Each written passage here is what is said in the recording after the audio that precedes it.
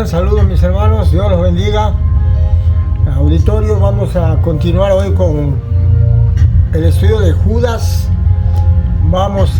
Seguimos, bueno, nada más tiene un capítulo, vamos a ver el 21, 22 y 23.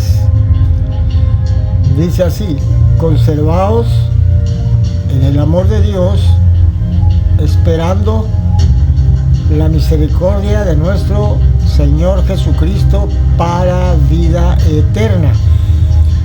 22.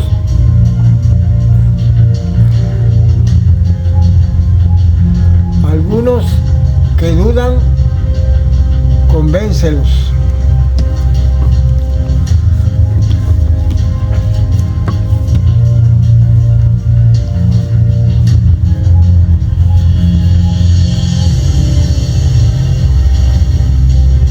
A otros salvad, arrebatándolos del fuego.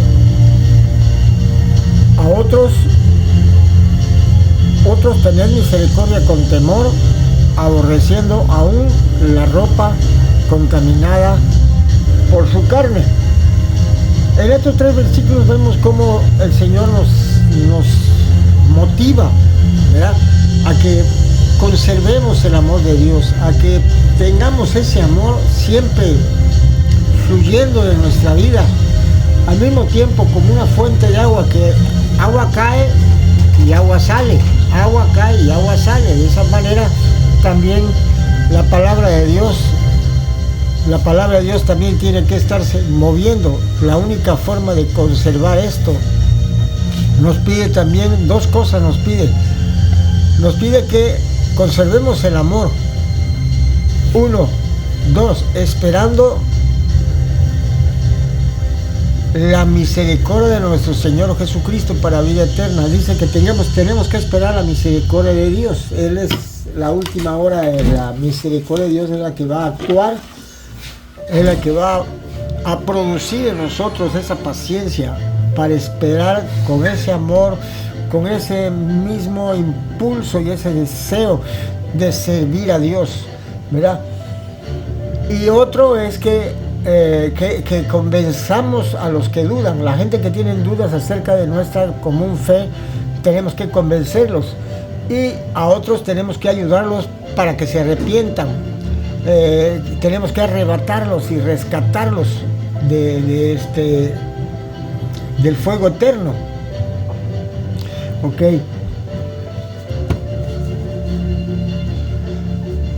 Vamos a ver acá, dice: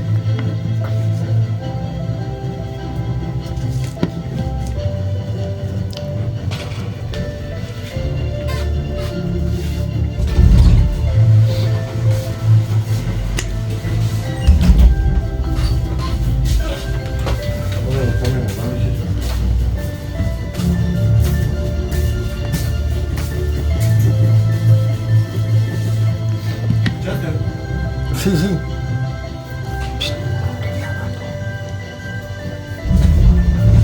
Bueno, dice: conservaos en el amor de Dios, esperando la misericordia de nuestro Señor Jesucristo para vida eterna.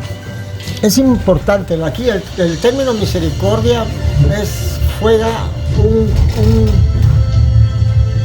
juego, valga la redundancia, primordial en la redención. Si no hay misericordia de Dios, no hay nada, estamos completamente perdidos.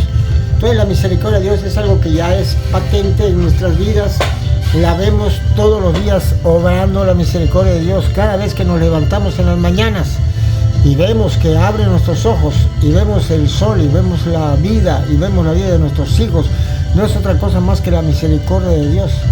Si por su misericordia, decía el profeta, no hemos sido consumidos, entonces es la misericordia de Dios los que nos permite a nosotros, ¿verdad?, despertar cada día y levantarnos cada día para ver, para escuchar la bendita palabra de Dios, para ser mejores, para disfrutar de lo que tenemos, disfrutar de nuestros hijos, de nuestra casa, de nuestros bienes, ¿verdad?, disfrutar de los hermanos, de la palabra de Dios.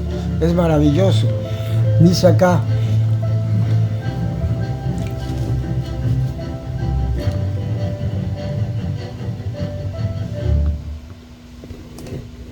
Dice acá en Juan 14:20, dice, el que tiene mis mandamientos y los guarda, ese es el que me ama. Y el que me ama será amado por mi Padre. Y yo le amaré y me manifestaré a él. Entonces, el amor de Dios en nuestra vida se manifiesta a través de obediencia. Cuando yo obedezco, el amor de Dios se manifiesta en mí, ¿verdad? Entonces Él me habla, Él se me hace manifiesto, Él se da a conocer a mi vida. Es una de las ventajas que tenemos acá. Juan 15, del 9 al 16.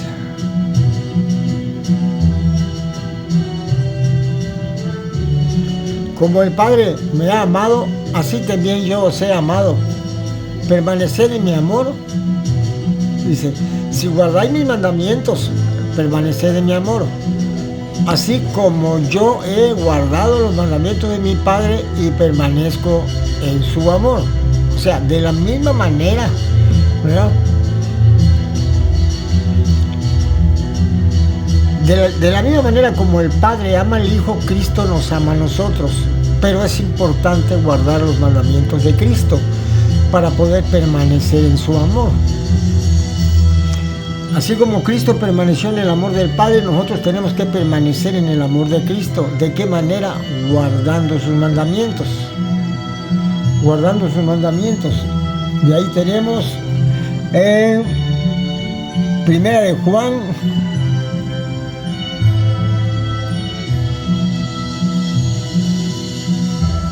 4:16 dice, y nosotros hemos conocido el amor que Dios tiene para con nosotros. Dios es amor y el que permanece en amor permanece en Dios y Dios en él. O sea, la permanencia en lo que Dios nos ha dicho, la permanencia en su palabra, la permanencia en esas emociones que deben de nosotros, de brotar de nosotros para vida eterna. Es exactamente eso. Sabemos que esto, el amor de Dios, no es un sentimiento, no es que lo sientas, es un deber. Nosotros tenemos que amar a Dios, tenemos que amar su palabra, tenemos que amar a nuestros hermanos, tenemos que apoyar a los necesitados, tenemos que apoyar a nuestros enemigos. Todo eso es una decisión que tomamos nosotros, independientemente de lo que yo esté sintiendo, ¿verdad? Ese es el amor ágape. El amor ágape es un amor responsable, un amor comprometido, un amor de lealtad, ¿verdad?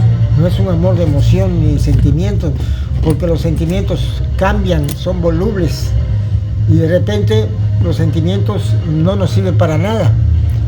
Romanos 5:5 dice, y la esperanza no avergüenza, porque el amor de Dios ha sido derramado en nuestros corazones por el Espíritu Santo que nos fue dado.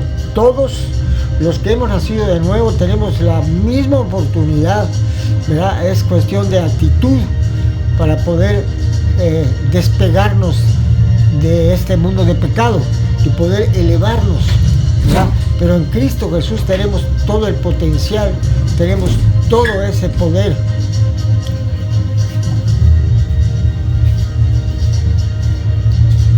Ok, pasamos al siguiente versículo.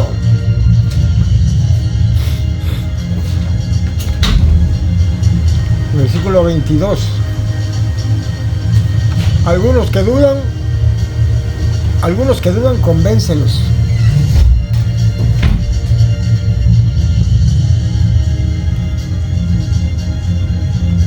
Dice acá en Ezequiel 34:17, dice, mas en cuanto a vosotros, ovejas mías, así ha dicho Jehová el Señor, he aquí, yo juzgo entre oveja y oveja, entre carneros y machos cabríos. Dios siempre va a distinguir al que es del que no es. Nosotros no podemos distinguir, nos podemos equivocar. Por eso Dios al final de los tiempos, como en la época de Jesús, los ángeles le dijeron, Señor, ¿por qué no vendimiamos? Dice, no, hasta el final de los tiempos, porque ahorita la cizaña y el trigo se confunden porque están pequeños y podemos equivocarnos. Hay que esperar que los dos crezcan y den fruto para poder identificar quiénes son y quienes no son. Una persona cuando acaban de entrar no puede distinguir, pero después de 5, 10 años te vas a dar cuenta si esa persona tiene el fruto del Espíritu Santo o no lo tiene. Y eso te va a hacer a ti que tú puedas discernir si es o no es regenerado, ¿verdad? Tenemos acá en la siguiente, tenemos acá Gálatas 4:20, dice: quisiera estar con vosotros ahora mismo y cambiar de tono, pero estoy perplejo en cuanto a vosotros. ¿Qué pasó con los Gálatas? Los Gálatas se habían apartado del Señor, se habían apartado de Dios. Vamos a regresar al 23. Dice, sigue dando órdenes del Señor, dice: a otros, dice, algunos los vas a convencer, algunos que están dudando los vas a convencer, a otros los tienes que arrebatarlos del fuego, ¿sí? A otros tener misericordia con temor. Entonces, el contexto en el que nos encontremos, ¿verdad? ¿Con qué tipo de personas estamos? Es lo que nosotros vamos a la actitud que vamos a tener. Los que dudan lo vamos a tratar de convencer a través de doctrina, a través de la palabra, ¿verdad? A los que están muy perdidos, pues hay que salvarlos, arrebatándolos del fuego. Y a otros hay que tener misericordia con otros, con temor, teniendo cuidado hasta de la ropa contaminada de su carne, o sea, tener mucho cuidado con sus hábitos. O sea, tú puedes ayudar a una persona, pero no puede ser tanto tu deseo de ayudarlo que tú te involucres en sus actividades para poder hacer compañerismo y tú creas que él va a poder aceptar a Cristo. No, tú tienes que mantenerte alejado de sus actividades, de todas las actividades que ellos hacen, pero sí tienes que tener misericordia con temor. Ese es el punto. Y vamos a ver aquí tenemos en Romanos 11:16, dice así, 11:14, perdón, por si alguna manera puede provocar a celos a los de mi sangre y hacer salvos a algunos de ellos. Y Pablo decía que él se hacía a los judíos para rescatar a algunos judíos y se hacía a los gentiles para rescatar a los gentiles. Entonces él dice que tomaba, según la circunstancia que él tenía, era su forma de actuar, era su forma de proceder para traerlos a la bendición, ¿verdad? Tenemos acá Primera de Corintios 5, del 3 al 5.